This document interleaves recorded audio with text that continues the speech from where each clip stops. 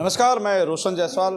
मैं इस वक्त नगर पालिका परिषद में हूं, जहां हमारे साथ चेयरमैन संत कुमार मिठाईलाल जी हैं। जैसा कि आज जानकारी मुझे मिली है कि आज सफाई कर्मचारियों का हड़ताल था, कुछ वार्डों में झाड़ू नहीं लगे, कूड़े नहीं उठे।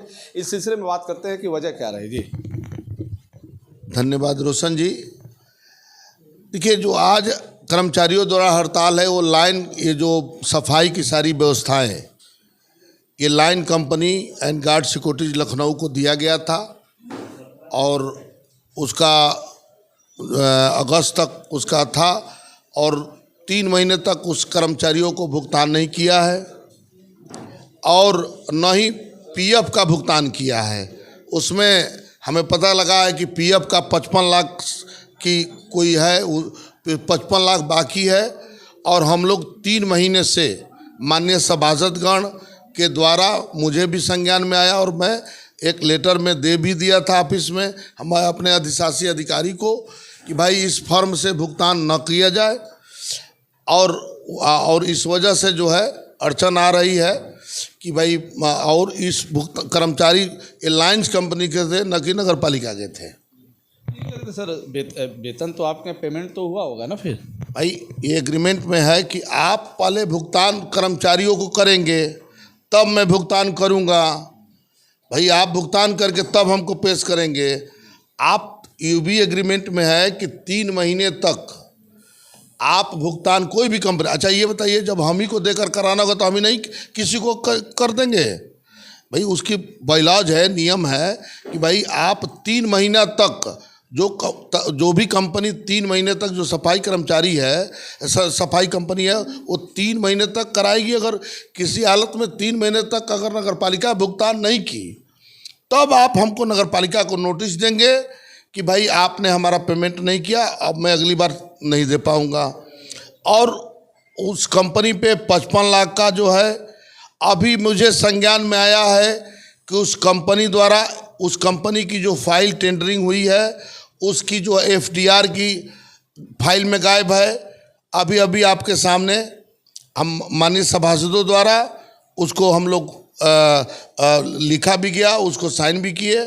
3 बजे तक मैं कर्मचारियों से मैं मांग लिया हूँ कि भाई आप बता दें कि उस समय कौन थे। जितने भी हमारे जो उस समय के स्वास्थ्य लिपिक थे उनकी जिम्मेदारी थी और जेम से जो निकाले हैं उनकी जिम्मेदारी थी कि आपने जो है कागजात देख कर लिया कि नहीं लिया।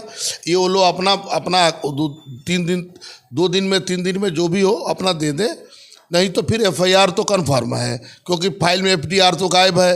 भाई उस कंपनी का जो है यही खेला होता आ रहा है। और देखिए, मेरे यहाँ कुछ एक और प्रॉब्लम आ गए हैं। 81 लाख का 11 से 16 के बीच में उस समय के जो है भुगतान, पीएफ का भुगतान किसी अन्य मद में कर दिया गया है और वो हमारे राज्य वित्त से वो काट लिया गया है। राज्य वित्त से भी काट लिया गया, कुछ पैसा शेष था बोर्ड फंड का, वो भी काट लिया गया, जिससे हमारे यहाँ कर्मचारियों को भुगतान करने की बड़ी समस्या आ गई है। सारे जो खाते हुए थे उसको भुगतान 81 लाख का, उसके बावजूद भी इस बार 2011 से 2016 के बीच का है।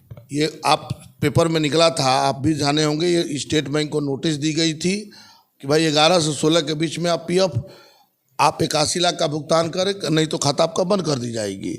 और बाकी पीएफ का अपना इन लोग का होता है कि भाई वो सीधे बैंक को रोक देगी। वो इतना पीएफ का ये जो कर्मचारियों का अधिकार है, वही जो इस बार हम लोग जो लाइन जो कर्मचारी वो हमारे नहीं हैं, ये लायंस कंपनी के कर्मचारी हैं, हमारे कर्मचारी नहीं है। आउटसोर्सिंग लायंस को दिया गया था। इस जिम्मेदारी इसकी लायंस कंपनी की थी कि उसको भुगतान करे। उनके पीएफ, यहाँ तक कि 55 लाख का पीएफ बकाया है लायंस कंपनी पे। हाँ, मैं थोड़ा हो सकता है कम बेसी हो, लेकिन हम यही है। और 3-4 बार नोटिस दिया जा चुका है उसको, 4 बार पहले का नोटिस जा चुका है और जो है कि भाई भुगतान न हो, और इसीलिए भुगतान को रोका गया है। और मैं अधिशासी द्वारा मैं आदेश दिया हूँ कि भाई किसी अन्य फर्मों द्वारा जो है इसकी भुगतान की कार्रवाई सुनिश्चित करें, जिससे कि जो है भाई, लेकिन वो हो पाएगी सितंबर की।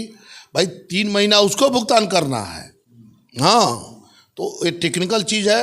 और मैं ईओ साहब को सारे सभासद और मैं भी स्वयं सफाई की सारी व्यवस्थाएं आज से और अभी से सारी सफाई की व्यवस्थाएं, चाहे सरकारी कर्मचारी सफाई के हों, चाहे बैकलॉग हो, संविदा हो या आउटसोर्सिंग हो, सभी की सफाई की जिम्मेदारी रहा नहीं रहा, सारी जिम्मेदारी हम लोग सारे सुपुर्द कर दिए। सफाई व्यवस्था ये हमारे अधिशासी अधिकारी देखेंगे। अगर किसी चीज़ की शिकायत होगी हमारे माननीय सभासदों द्वारा स्वयं हमारे अधिशासी अधिकारी को कहेंगे कि ऐसी सी बात है। अगर उसके बावजूद अगर सफाई की व्यवस्था नहीं सुधरी तो हमको स्वयं नोटिस करेंगे, तब मैं उस पर विचार करके तब मैं निर्णय लूँगा। सफाई कर्मचारी काम पे लौट जाएंगे? देखिए, सफाई कर्मचारी ये लाइन का मुद्दा है, मेरा कहाँ मुद्दा है।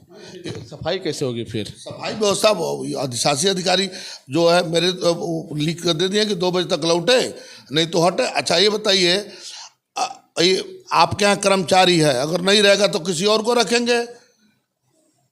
भाई आपका भुगतान अगर अच्छा आपका भुगतान उन लोगों का लाइन कंपनी से अभी पूछिए उनसे कि कोई तनख्वाह आपसे नगर पालिका दी है क्या? आपको तो नहीं दी है, किसी आउटसोर्सिंग कर्मचारियों को, वो तो लाइन कंपनी देती है। आप लाइन कंपनी से पूछिए। भाई अगर सपोज करें हमारे पास पैसा भी नहीं है, 81 लाख की वजह से थोड़ा सा हमारा अनबैलेंस हो गया खाता, चूँकि 81 लाख दिया गया है, थोड़ा अनबैलेंस हो गया खाता, तो ये बताइए किस आधार पर आप लिए? इसी जो कंपनी काम करती है तो हट चुकी है। नहीं, कहाँ हट चुकी है? काम तो रोक दिया ना आपने। काम भाई ये बताइए, मैं क्या कहा, उस कंपनी से मेरा एग्रीमेंट है कि भाई आप हमारे 3 महीने तक अगर भुगतान नहीं करेंगे तब हमसे, अगर भाई हो सकता है कि नगर पालिका के पास हो ना हो, आप समझ रहे हैं, उस शर्त में आप स्वयं भुगतान करेंगे। भाई आपकी जिम्मेदारी है भुगतान करना, लाइंस कंपनी की जिम्मेदारी है आउटसोर्सिंग कर्मचारियों को भुगतान करना, वो मेरी जिम्मेदारी नहीं है। मेरी जिम्मेदारी ये है कि वो भुगतान कर लेंगे तब मैं उनके खाते में भुगतान करूंगा। अगर वो कंपनी सफाई कर्मचारियों को भुगतान नहीं करता है तो काम तो प्रभावित रहेगा ना। फिर विकल्प पे आपने ईओ साहब को लगा, हम लोग अनदर कंपनी से अंदर, अगर ये लोग अनदर कर्मचारी से भाई अच्छा ये बताइए, वो मेरे कर्मचारी है ही नहीं है, वो तो लाइन, भाई आपको इसे समझना होगा।